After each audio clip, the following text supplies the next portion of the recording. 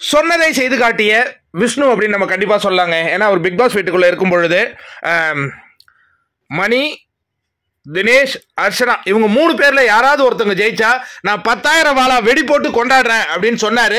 அதுபோலவே இப்போ 10,000 வாலா வெடி போட்டு அந்த வெற்றியை அவர் கொண்டாடி கொண்டிருக்கும் அந்த காட்சிகளை நாம் பார்க்கின்றோங்க. அதற்கு அடுத்ததாக இன்னொன்று, பிக் பாஸ் முடிஞ்சிடுச்சு. இப்போ நம்மளாம் வந்து ஹானஸ்டாக ரிவ்யூ பண்ண ஆட்கள்.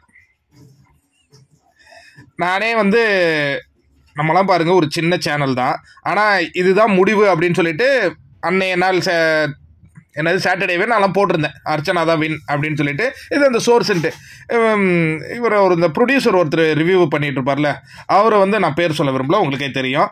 அவர் வந்து ஒரு கணிப்பு வெளியிட்டார்.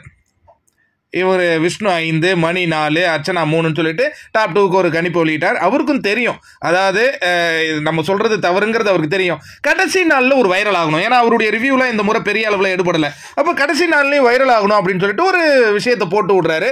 அப்புறம் அதுக்கு ஸ்டாண்ட் பண்ணணும்னு பொய் மேலே போய் சொல்லிட்டு இருக்காரு. அதெல்லாம் வந்து நம்ம ஆதரிக்க முடியாது. ஏன்னா உன்னுடைய வேலை 106வது நாள் அந்த ரிவ்யூ முடிஞ்சது, அதோட முடிஞ்சு போச்சு. அடுத்தது இவங்க அப்படி ஒரு வெற்றியை கரைபூச நினைத்தால் அது அவங்க வாழ்க்கையில் ரிஃப்ளெக்ட் ஆகும், அவ்வளோதான் நான் சொல்லுவேன். ஏன்னா எண்ணம் போல வாழ்க்கை, நல்லது நினச்சா நல்லது நடக்கும். நீங்கள் கெட்டது நினச்சி வைரல் ஆகணும்னு நினச்சிங்கன்னா அது ஏற்கனவே எங்கெங்கேயோ போயிட்டு வந்தீங்க, அப்புறம் நடக்கும் தம்பி, அதை நீங்கள் பார்த்துங்க.